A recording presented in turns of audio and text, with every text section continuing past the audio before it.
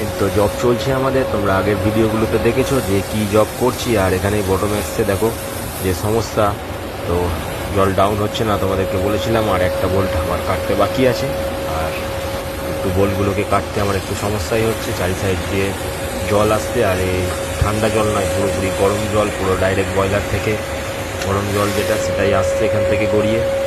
এখান থেকেই পুরো সব টোটাল বটম এক্স হয়।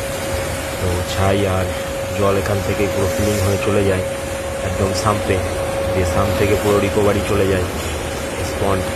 আর সেখানেই হচ্ছে প্রবলেম, জল পাঠানো যাচ্ছে না কোনো রকমেই। আর এই বোলটা কাটার পরে দেখো কী ঘটনা ঘটেছে।